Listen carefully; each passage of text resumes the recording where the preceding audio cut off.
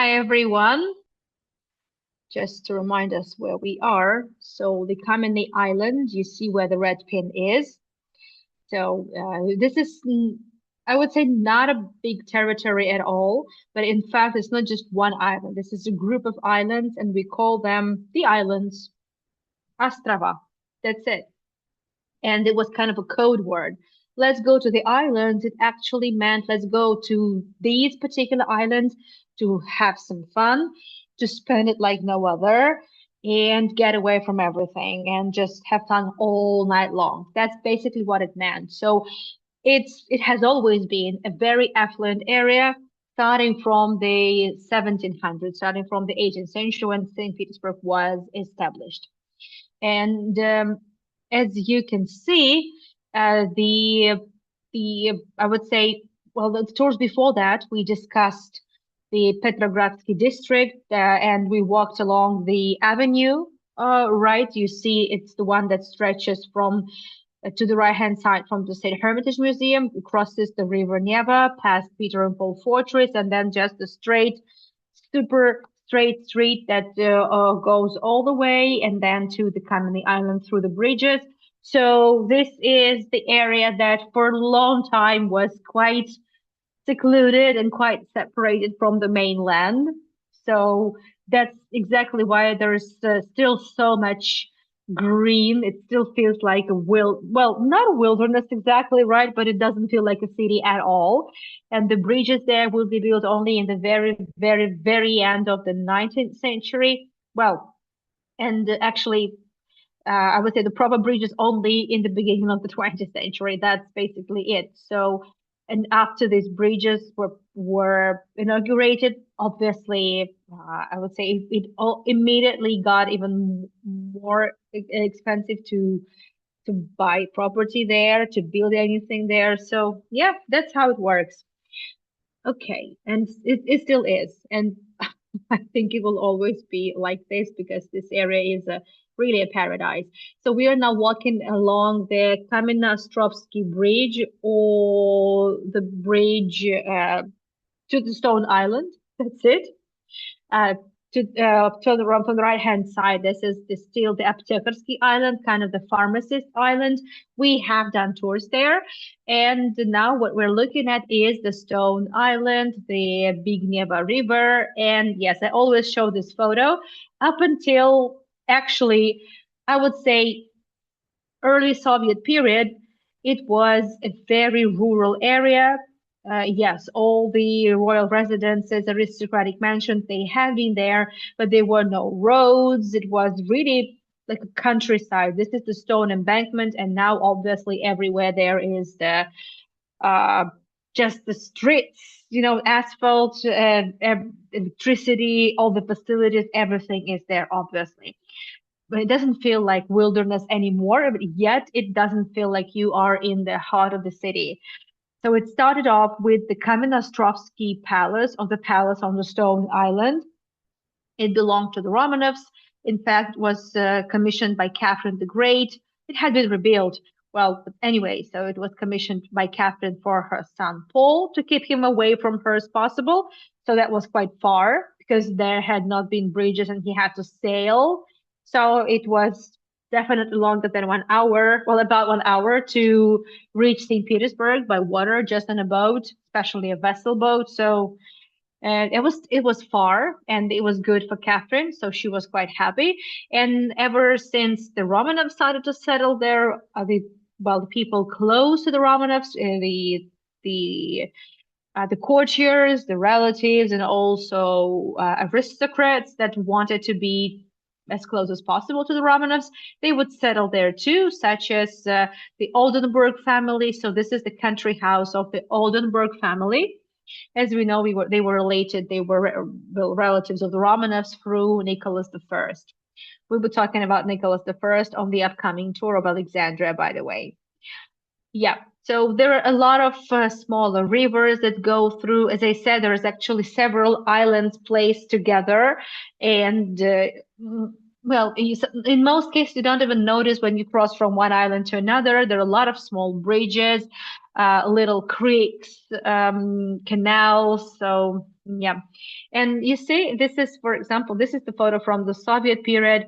It still feels like you're somewhere in the countryside. It's still. However, this it says here it's the caption is in Russian, but it's not a big deal. So this is the park, the culture park of Kirov, of Sergei Kirov, on the embankment of the, oh, sorry, by the Middle Neva River. So, but in fact, this is one of the pavilions of the former Yelagin Ostrov residence, which we talked about last time. And also, I think last year we did a tour of the Yelagin Palace, and it felt very it was really a beautiful, a special residence, and I would say very off-beaten one. As I said, let's go to the islands meant to spend it like no other, right? And that's what I'm talking about. So here in this very spot where we're now passing by, it used to be a restaurant called Cuba. Cuba was the name of the chef, last name of the chef. And well, Cuba, you see with the T in the end in French. Well, that was a very expensive restaurant, and it was super prestigious, a super fancy place to go. Every Grand Duke Romanov, every socialite, well, just absolutely had to be there, had to go there at least once a week, I believe. On the previous tour, we spoke about the Old Danone restaurant, also named after the chef. Well, okay, imagine that on Monday you go to Danone, and then on Friday you spend the whole night at Cuba. On Wednesday, you could also drop by to Aldenon. There were also other restaurants to explore during the week, so there was enough restaurants to fill up your week, to fill up your schedule, especially if you were a Grand Duke or a girl or a wife of, I don't know, an oil magnate or railroad king. Well, you didn't have really much to worry about, and you had plenty of time to explore the fancy restaurants of St. Petersburg for sure. Well, but the amazing thing that Cuba was just by the river. It had its, small boats that you could rent and enjoy a glass of champagne on the boat. I mean, just have a look at that. The restaurant Bellevue. Well, Bellevue was the yet another name of. Actually, the original name was the Bellevue, right? The beautiful view. But everyone just kept calling it after the chef, Cuba, and that was it. So we have to say it had two official names. That's it. And yes, I mean it was and the lovely thing that there is still a restaurant in this place, and in kind of this, well, this is a new building, but there are elements of the old building in this edifice. Obviously, it's a stone one. Cuba was a wooden one, but so they claim that that some elements of the building are still somehow there. I don't know. I don't think I've ever been to that restaurant. I mean, not the Cuba, but the other restaurant that reopened there. But this is even during the Soviet time, this building still remained a restaurant. It wasn't called Cuba, obviously, at that point. Maybe it just even didn't have a name. But yes, there had always been a restaurant. So at least the lineage is still there, which is lovely. What can I say? Yeah, but now, actually, I don't know. So Oleg didn't tell me if there is a restaurant now, and actually I haven't checked. But as for Cuba, well, all the members of aristocratic clubs, of gentlemen clubs, they would go there often for their sessions. There was a lot of rooms. You could rent a room and, well, have your private event for 50 people easily. I think this is exactly what's happening here. I'm not sure who these men are. This photo was not signed, but you kind of have an idea. So Grand Duke Romanovs were very frequent there. And as I also shared on my previous tour, that there was kind of a special code of conduct, kind of how you had to behave when going to a restaurant. You're ordering caviar, you're ordering the bottle of champagne, the most expensive champagne, and then you cannot finish the bottle. You can't just kill the bottle. You just have a couple of glasses, and that's it.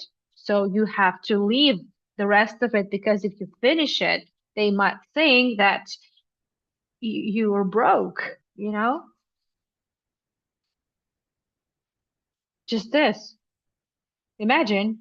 So, and whenever I think about it, so this restaurant came into its own. This is the turn of the 20th century, those stormy years after 1905 revolution, and then another economic upheaval, and then the First World War. So on the one hand, the First World War was in full swing. People dying on the Eastern Front, right? So Russian Empire joined the First World War to help the Allies, so France and England, and then voila, some uh, aristocrats, some merchants, they just keep going to the Cuba and on and other restaurants, and they just leave as if nothing is going on, as if nothing's wrong. So that definitely, um, I would say, drove a lot of people nuts, and no wonder the revolution broke out eventually because yeah. Okay. So it's kind of a lyrical digression, I would say. So right now, from here at least, I don't see if their entrance is possible. Maybe the restaurant was closed when Oleg was filming. That's hard to say. And this is like mid-September, if I'm not mistaken, this year. Um, I don't remember to be honest. So, but there's definitely September, and you see it's still very green. Maybe it's the very end of August. Yeah, probably because it's still green for September. I guess it's the end of August already, but quite gloomy. And you see people on just well wearing at least some jackets or something. So definitely closer to autumn. We are passing by Yakovenko house. There's no information about who this Yakovenko was. No idea. And well, there is in most cases, I would say, well, let's put it like this. In the 18th century, 1700s, it's mostly royal residences and like super rich aristocrats only. In mid 19th century, with the abolishment of serfdom, new class of like social class emerged. I speak a lot about it on my tours, but I just need to repeat myself here. Merchants, right, emerged, and very quickly, some of those people became super rich, super successful, and they could afford, buying property, buying land next to the property of aristocrats. That drove aristocrats nuts. There would be always this rivalry between true aristocrats, the nobility, the blue blood, so to speak, right? And just the merchants, many of whom originally were serfs. So obviously they would never really consider just good enough, but they couldn't care less. And merchants would always try to just look up to and catch up with the aristocracy. What can I say? So that's that house over there. At least we can see the house from behind, well, from behind the fence, which is not an not a common case. But we know why this is an open area because it used to be an educational facility, one of the marine schools that moved in here in the Soviet times, in early Soviet period, and remained up until quite recently. I don't think this building still belongs to this marine school, but at least the fence is still there. So kind of, I think once it's purchased by someone rich and private, we will see the big fence soaring up to the sky, and so this would be it. But as you can see, you can look around, you can walk around. Well, there was a fence, so it's still somebody's private property. And do I have to say that obviously the interiors have not been preserved. Obviously, originally this house was intended for family vacation. It was just a home, and then it became an educational facility. So they definitely had to do a lot of replanning changes. So yes. No, we don't expect a lot of interiors to have been preserved, but I've never been inside. As I said, I've never been to any of these buildings, and very few people have. Unless, well, we know that some of the buildings are hospitals, some of them are schools, but the most opulent ones are obviously inaccessible because they are somebody's property or they're property of the administration of the president. What can I say? Yeah, but look at this. I mean, that was such a well, it was just incredible to live in to study at a house like that. Obviously, they didn't, I would say, appreciate it much, as I think. And next to it is a building all covered in scaffolding. It's the Agricultural and Fishing College. Yes, there is a college where they teach you how to fish. Well, I'm talking about obviously not the amateur fishing at a weekend, but I'm talking about the industry. So I don't know what exactly but they studied there. The building is now under restoration or maybe conservation. I am not sure, but it definitely used to be somebody's property. But I, the building had been rebuilt as well. Um, and it's been like this from the Soviet period. You can see plastic windows, which is obviously a huge violation. But it is what it is. So what can I say? And it's still an educational facility. I don't know whether this it's going to be well sold or what's going to happen there. I'm not aware.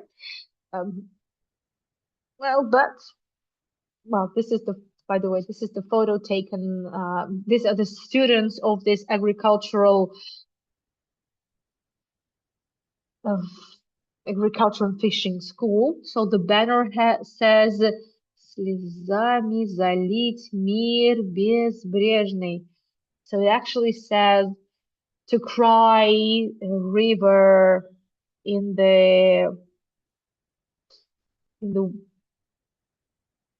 in the entire world. Something like that. I'm not entirely sure what is going on here, but this photo is taken around the revolution. So maybe these people are um, mourning. Maybe it's something related to the First World War. I'm not sure. I don't know. But so these are the students of this uh, the fishing school. But this fishing school, by the way, what I forgot to say, it opened, agricultural school opened before the revolution. That's the thing. So it became an educational facility before the Soviet times, and it remained throughout the Soviet period, this educational facility. But before that, it belonged to someone else.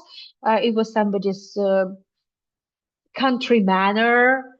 And then, well, many buildings were sold to the state. Some buildings were sold well, just it became somebody else's property. Yeah. And the building next to it in this photo is the kitchen block. Um, well, it was not safe for the kitchens to be placed in the main buildings because of the conflagration risks and also because of the smells. We know that from many residences, it's common throughout Europe.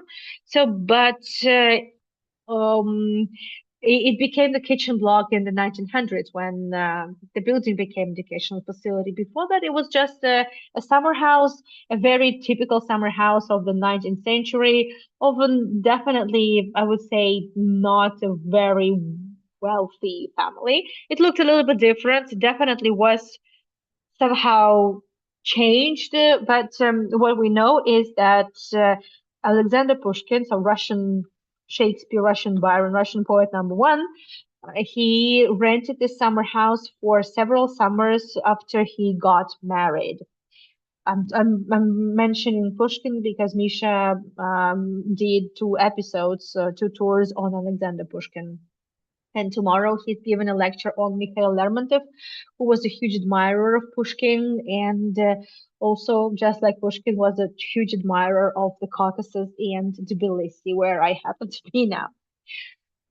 Nevertheless, so now we need to kind of go around the corner a little bit and see from afar, from a distance, a residence that we have spoken about already. And yeah, so once again, let's have a look at the agricultural school and the kitchen block. Uh, well, I'm not sure what's going on in the kitchen block now. I expect nobody's living there because the building is under restoration or conservation. So, if we come closer to that fence, which is always closed, obviously, we will see a building from afar. We see the colonnades, right? We see some sculptures. So this is exactly that residence that belonged to Alexander Polovtsov. Polovtsov. Sorry, I keep saying his name wrong. So Polovtsov, who was one of the richest men in St. Petersburg, also happened to have his fingers in many pies, and mainly, obviously, the railroad construction. But not only that. So I spoke in details about this house, and we looked at it from actually we just passed by the fence, and because the fence is pretty tall, and because of the trees are, I would say, kind of um, hiding everything away from us. It's really hard to see from behind the tree. Well, we didn't really see much, but I kind of showed you that from the one side to the right hand side there was a palace, so that was the house of Alexander Polovtsov. Well, I told you that um,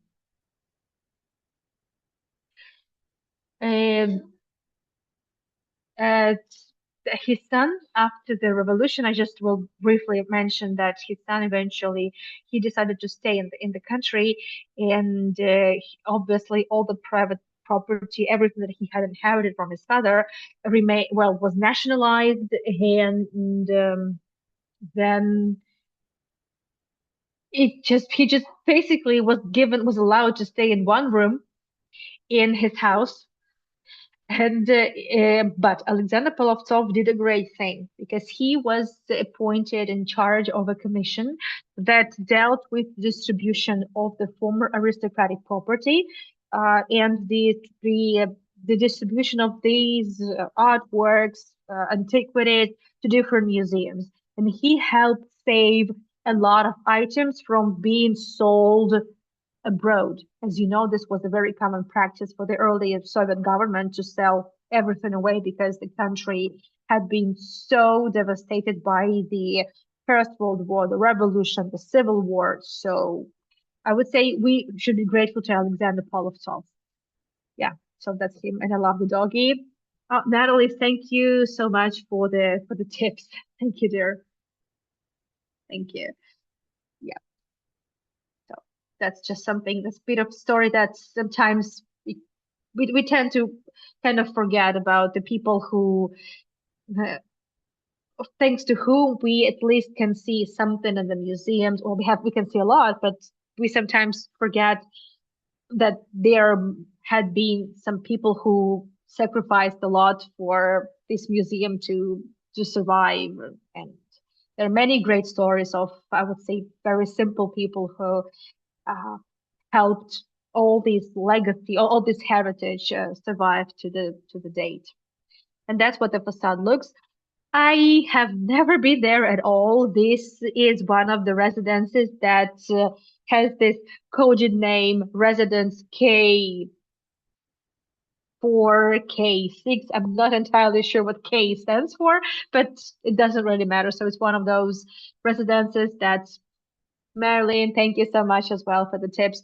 Was those residences that belong to KGB, well, the kind of property of the KGB and the office of the Soviet leaders. And many of them would be coming to Leningrad during the summertime just for their vacation or for the business trips. When they visited Leningrad from Moscow, they would be staying not in the city but actually in the Stone Island. So that's why all this is super secretive. And as you know, FSB, Federal Security Service, is I would say, the descendant of KGB, basically.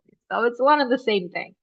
We just have some old photos. And yes, during the Soviet time, well, I mean, immediately after the revolution, it became the resort, right? Like sanatorium, we called it. So it became the resort for the workers of the Cheka, the militia. So from the very beginning, it became a very important piece of property. Yeah, what can I say? So I've never been inside, but last time, well, I was able to find some photos and I shared them with you. But anyway, so let's move on. So we're just kind of sneak peeking, and that's everything we can do. Obviously, you see all these houses. So actually, these are the booths where the guards are. So whenever someone special is there, obviously you cannot approach, and they're gonna be. I don't know how politely they're going to do that, but they're definitely going to say, "Sorry, you're not allowed." Yep. So what are we looking at here? Ronnie, thank you, dear, for the tips as well. Well, I need to go backwards just for a little bit because I definitely need to tell you something. So here, we're gonna turning back. We came from the left, and then from here, as we pass the fence, we need to go. Satyam, thank you as well for the coffee. Really, really, really lovely of you. Thanks for everything. So to the right hand, we'll be turning right as we reach the corner of this beige fence, something. So, but to the left, you see the blue fence, and behind it, there is this kind of a yellow building. Well, behind this yellow building and behind this blue fence is actually this. Well, this. What is that? This is the metal concrete construction. And this is the kind of a monument. It's kind of it's not exactly a museum exhibit, but it's a monument to, not something you would expect, to an international architectural exhibition that took place in the summer of 1908. And dozens, like 80 different entities, architectural companies, construction companies, design agencies, interior develop. I don't know, all this, anything that deals with real estate and construction. So it showed their exhibits. It just exhibited all their beautiful pavilions and everything they could show here in the Stone Island, because obviously you can imagine it was a lot. And this, unfortunately, is the only survivor. And as far as I understand, I had to ask one of my colleagues about it because Oleg had no idea.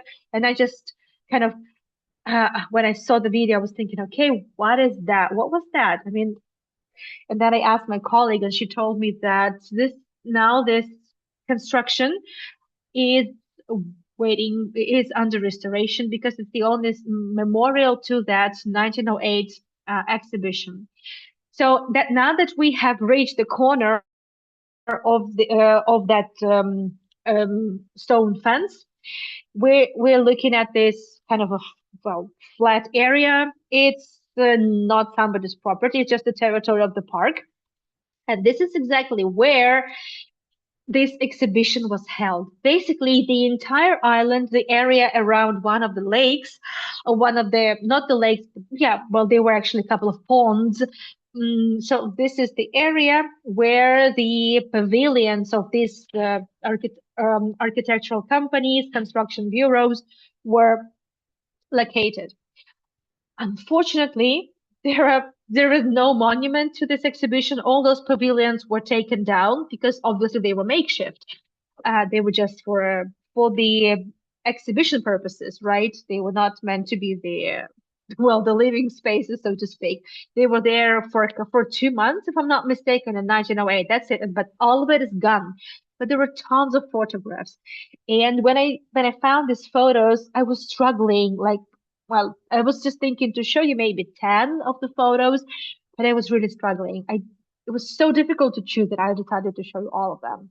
There are about 13 photographs. I'm very sorry, but you have to see. Some of them are stunning, some of them are not.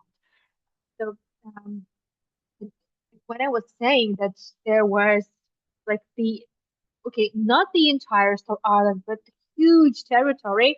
Well, I wasn't joking. For example, this is just the part of the embankment where they built a pavilion for a well, that was well, there was a coffee, there was a cafe place, there was a tea house, there was a place by the bank with the chaise lounge, with the sunbaths, and a lot more. There was a promenade that they built. It was all part of the exhibition of one of the companies.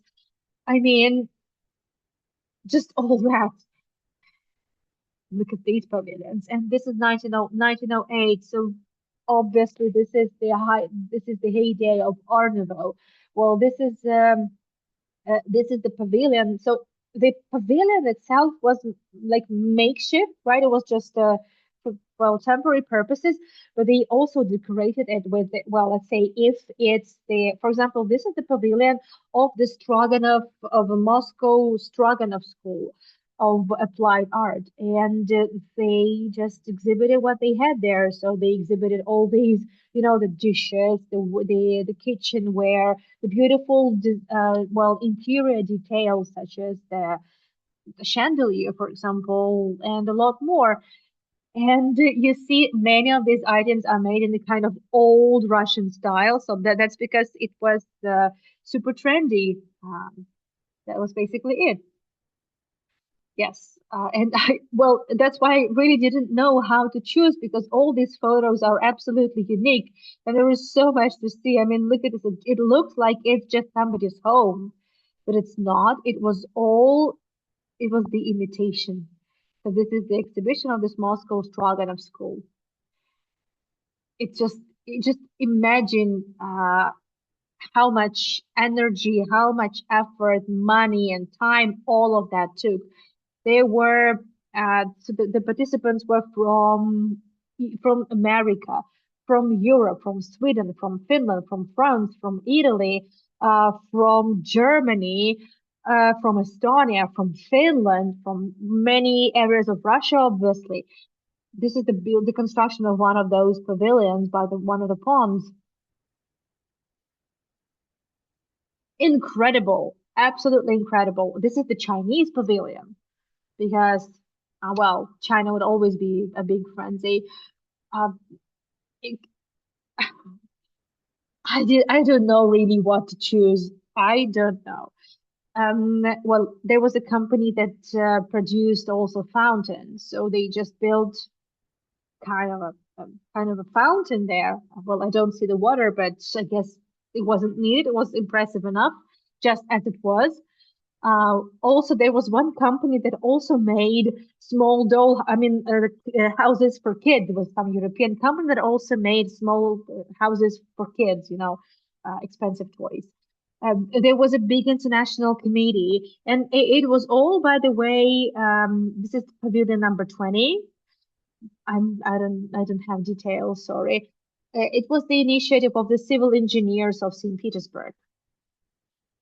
Um, This is the community um, of St. Petersburg plant of pneumatic machines. I don't know what this means. I'm just translating what's written in Russian.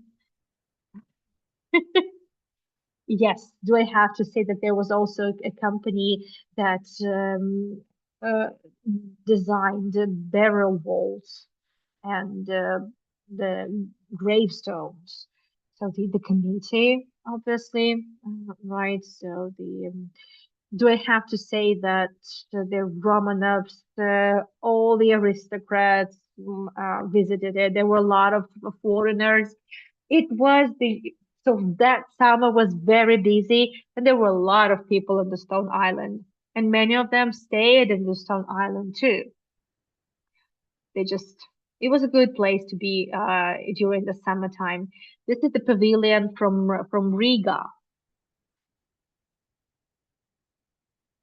Thank you so much for the coffee. It doesn't say now here. I don't see the name, but I will see the name once I open the website. Thank you so much.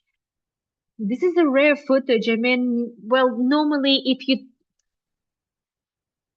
there's no memory of these things because all this was just plywood, right? And then it's just photos that you have. And when you walk around and you see this just kind of a well, these trees, you don't really think what used to be there, what had been there at some point, but there was something quite spectacular. Who would have thought, right? Who would have thought? And why? Well, this is the company that dealt with the ironwork and all sorts of fences and railings. Well, they just place it here as well because they had to exhibit all their produce, right? How else could they do that? This is just the members of the Duma after visiting the exhibition. Well, this is the Oriental Pavilion, right?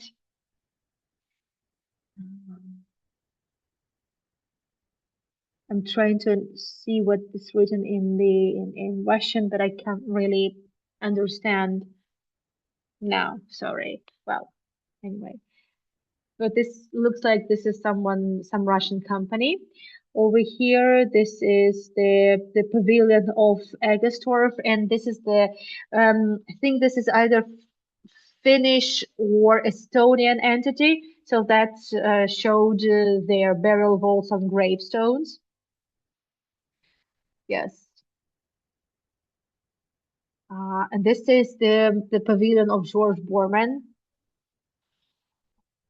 That's, I'm just translating. That's also written in French.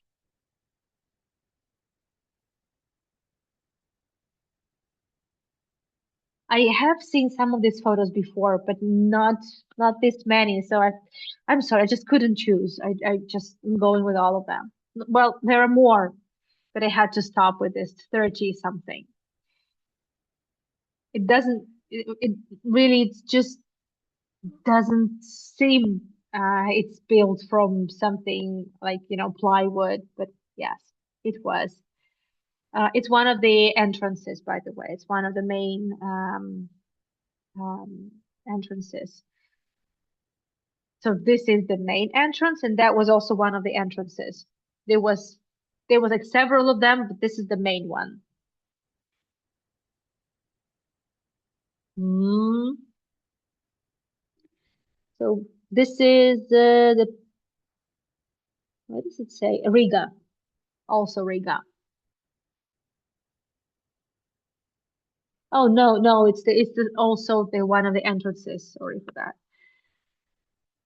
And but all these pavilions, even the entrances, they were part of the exhibition. They were also the exhibits. Um, uh, Uranus sculpture.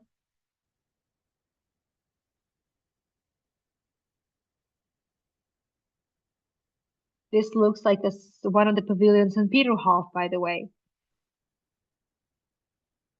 There you go. This is the pavilion of Frank and Co. They specialized in aviaries, in small pavilions for for parks, for residences. This one we have seen already, the George Borman Pavilion, but I'm not familiar with this company much. So, and this, do you remember, right? So this interesting thing. So this is the exhibition of the first um, iron concrete constructions. And this was just the exhibition of everything they produced, including these big roofed constructions. And by the way, later on, you could see some of them in Saint Petersburg. And these are the boats made from this material. It's the combination of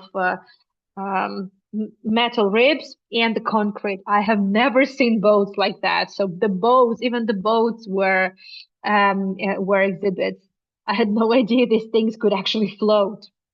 So, sorry, I just had to show this to you because I think it's quite fascinating. And this is the history, the story that kind of all, well, just slipping away from us because there's like nothing there. Well, okay, just one thing, maybe. Okay. Well, speaking of the whimsical part, so it's one of the whimsical buildings. It's one of the lovely examples of very Art Nouveau-ish building. And unfortunately, that's all that we get to see. But okay, so Fallen Vader House. I think it's the best way to read this. I mean, it looks gorgeous. It looks lovely. That's what it's supposed to look. It shouldn't have been a big fence. You could see it from everywhere, like everywhere. So Fallen Vader was a German-born. Some sources, by the way, claim he was an Austrian, but it's not that relevant. So he was a tailor, and he had several ateliers, so that produced very expensive pret-a-porter garments for the aristocrats. So when he built summer house. Well, all these are summer estate, so this is for summertime. During winter time, it just people it was almost uninhabited, I would say, other than maybe the restaurants. So the restaurants would be open, but the houses most unlikely, I would say.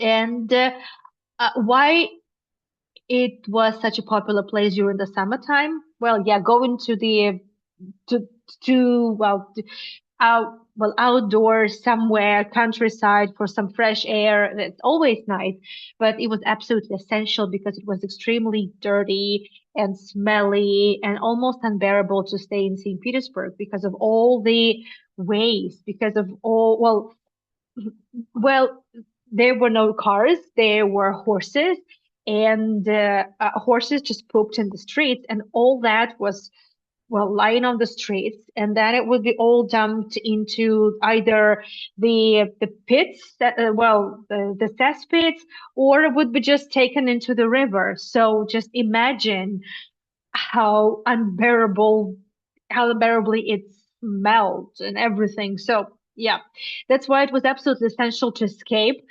Those who could afford, they would escape to the islands, and those who didn't would go somewhere else. There were also other areas to explore. And do I have to say that the Fallen Vader house was nationalized also and was turned into a sanatorium? The resort for the workers of no another facility. I don't know. I've been able to find a photo of the interiors.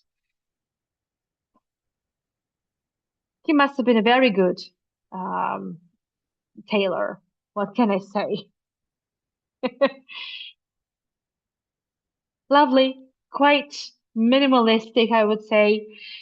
And yeah, so this was their, for some time, it was the sanatorium for kids of um, it was a hospital and research facility of the children's medical institute, basically.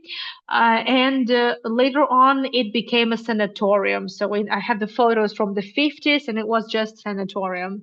Well, just the resort. But in early years, it was, part of the research facility. I found some photos taken in the Soviet times. People still would come and take photos. There were no fences, and it's just lovely. So people always enjoyed looking at these houses. And this is lovely.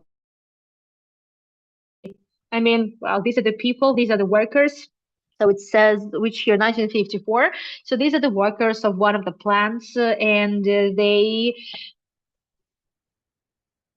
would, well, just took photo next to this house. Just that. And yes, so this photo is taken, it's also Soviet period. So there is no really fence, but there's still the gate. Not much of the fence survived, but there is still the gate, and the gate is still here. It was preserved in the Soviet times, and it's still preserved. But this is one of those outrageous stories that just make, well, yeah, this is the what I'm talking about. These are just the people who are um, staying at the resort during the summertime. So it's an outrageous story because in the 1990s, so after the perestroika, this house was sold to, or, well, it, for a long time it remained on the balance of the state, and then it was sold to a company, like a limited liability company, something very complicated, you know. And then this company sold it to a private entity, well, to another private entity, and then that private entity purchased, well, this entity purchased it at a very low price, and then it sold it at the same price to the son of one of the members of the Единая Россия party. Well, this party where Putin is from. So it's just outrageous. Everyone in the city knows this. Everyone just hates the story. Everyone knows what's going on. This is just absolutely outrageous. I'm so pissed, but well, that's it. No. Yeah, at least the house has been very well restored. That's what we are told. I've never been inside. Nobody has. And well, at least something from that fence also survived. Well, not much. Well, okay. Some claim that, well, you see, the fence could have been way taller, so at least you can see the roof. Oh, I'm so grateful I can see the roof. This is lovely. And one more house that I want you to see, and I specifically asked Oleg to go there um, before it got dark, and you can see it was already getting dark. It took Oleg about 4 hours altogether to walk around, even more than that. And he said that he couldn't feel his legs after that. But he's kind of used already to spending the entire day in royal parks, in museums. He already knows Hermitage pretty well. I know Hermitage by heart. I can walk there like just, blindfolded. But for Oleg, obviously, it was another challenge, but he survived. I mean, look at this. I just look at this. A Gausswald house. Or maybe Hauswald, but everywhere in Russian it's written Gausswald. Some I'm not sure. Definitely it's not a Russian name. And actually Gausswald, it so in the documents it's written that it's the house that belongs to Mrs. Gausswald. She was the wife of a baker, but not just a baker, okay? She was the wife of one of the bakers that supplied, produce to the court, okay? So definitely some court bakers, and that's it. That's all we know. That's all we know. There used to be a different house before that, and then the land was purchased, and the architect Shone, re, well, rebuilt it into this absolutely magnificent Art Nouveau exhibit in the very end of the 1890, well, in the 1890s. And many scholars actually believe that this is the first example of the proper European Art Nouveau, inspired by English cottages. Yeah, I mean, it has everything. Just the proper Art Nouveau house has to have some tiles, some mosaic, stained glass, irregular shape of window frames, and different volumes, different shape, different geometry, just the diverse geometry of the house, absence of symmetry, and multiple elements just blended together into this absolutely whimsical building. So. Uh, I mean, for a long time, actually, it was, and I remember about 10, no, even more than that, like about 12 years ago, it was brownish yellow in a pretty bad condition. And like in 2019, 2000, no, from 2017 to 2019, it underwent a significant restoration, like really big restoration. And for a long time, we actually thought that we would lose this building at all because in 2000s, the committee of St. Petersburg claimed that the house was uh, mm, what do you call this? It had a mold, like really big, very bad mold, kind of a fungus that was absolutely impossible to fight because it had penetrated like every nook and cranny of the building. And it was just kind of under conservation. So somehow they decided to wait. And eventually, I guess with just the right amount of money from a private businessman, well, from a businessman, Oleg Deripaska, who was involved in some sex scandals as well, one of the friends of the president and everything. Well, anyway, this is the information from open sources, so I'm not dropping the big news on everyone here. So, but I guess with the necessary amount of money, the house was safe. It was given the original color because originally it was this pistachio green. I mean, it sounds so delicious. I'm so crazy about everything pistachio. So I think I want to eat this house too. This is how lovely it looks. I love the palette. It looks like a pistachio pralina or something to me. So yes, it's a private property now, but at least you see what they did. You can see the house. The fence doesn't have to be this crazy big. It can be different. And these are the photos in the Soviet times. You see the building is in a pretty bad condition. This is some celebration, in the Soviet times. I'm not sure what these men are doing there, but I mean, it's such a lovely, so a Gauss White House. That's all we know. We know it was a common practice to register everything to a wife, because, like, I would say, legal wise, wife didn't were not accountable for anything that their husbands were involved with. So, in case of innocent deaths or something, well, wives were not accountable for this, and so that was, I would say, common practice. What's going on here? I don't know. Just someone's private, celebration with a lot of flowers. And this is just a postcard with the interiors of the Gauswald house. So what does it says in English? Hauswald. So as I said, it's Hauswald. It made more sense, obviously. So Hauswald, not Gauswald. But you can also come across Gauswald, just kind of a um, Russianized version of it. And this was the main hall, and everything in the house kind of revolved around this main hall, just like it works, I believe, in the cottages, like English cottages. And I just love these interiors. Some photos taken in the late Soviet period. You see it's of a different color. Like I will show it to you again.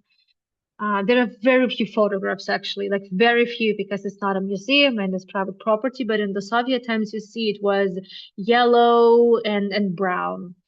I don't know at what point when exactly the house was repainted, but this is it. So they claim it's one of the best restorations, but it's not that we can see it, prove or disprove because we have not been let inside.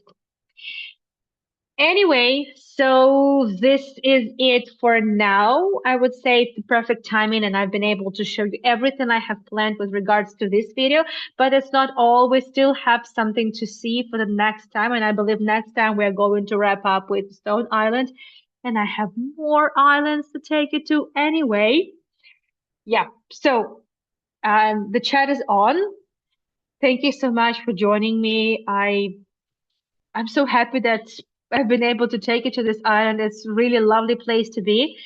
Yes, I am absolutely outraged by I would say, how unfair and how unjust it's been to us that we cannot access all these houses, and they are mostly just somebody's, party houses. This is very sad. But at least these people invested the money and saved these houses from, I would say, dilapidation, because that's, I think, what they were hoping for. I don't know if this the state was hoping for, the city, the municipality. I don't know. So I'm kind of trying to make peace with that, come to terms with this. I don't know if I can, but there is some common sense, I guess. Thank you so much, everyone, for joining this tour. It's been the fourth tour already. There's one more to go. This is just crazy, I know. I wasn't really planning for this to happen. I was supposed to just do four tours tonight and three tomorrow, but we actually have five because we were at this Christmas charity event in Tbilisi.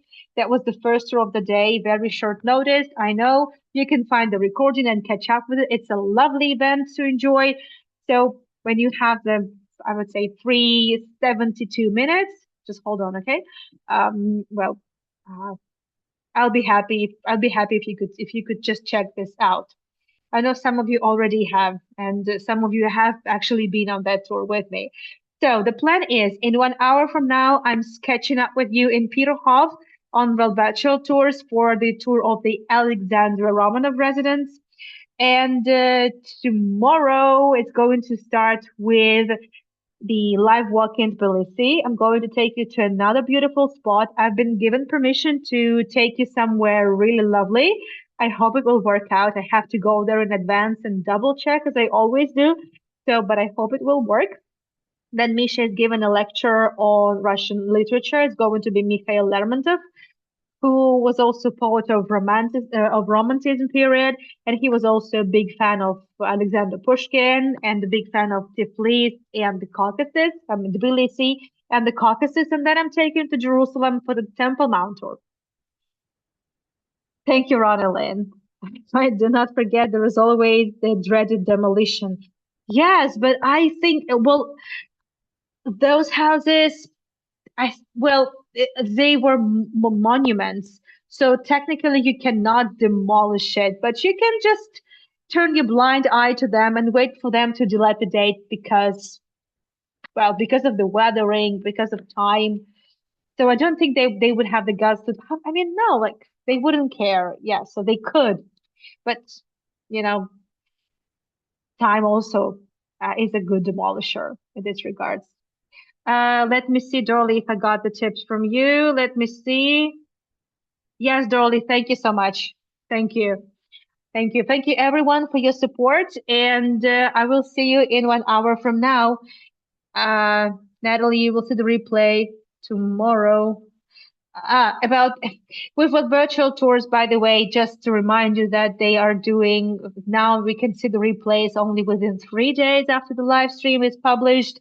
And even I haven't been able to access my own tour recordings for some reason. I guess I'm facing the same issue that some of you also have faced. I'll see what I can do about it. Marilyn, love. Oh, the YouTube. Oh, sure, Natalie, no problem. That you can always check out, of course. Um, Sure, send my love to your brother, dear. Thank you, Natalie. No problem. Marilyn, you love the craft tour. Let's do more. And the chocolate fair. Yeah, definitely. Next weekend I'm taking to the chocolate fest. Yes. More calories, at least less alcohol. Hopefully I won't get drunk at work next time. Yeah, what can I say? Thank you so much, everyone. Oh, that Romanian vodka just killed me. And it was like even not even in the end of the tour, it was like 20 minutes after we started maximum. Ooh, I should have started with this Chinese one that was like 8% alcohol. I don't know. Chocolate, exactly. You'll take please take all the calories from me, all the sugars, all the carbs, just please take it. I have enough, honestly, enough to go. So I don't mind. Thank you so much, everyone. Thanks for everything. And thanks for all the fun and the questions and everything. I'll see you in 55 minutes in Alexandria with Velvetro Tours. And now this little man over here really wants me to help him with something, so I have to get back to being mom again. I'll see you soon. Bye bye. Hold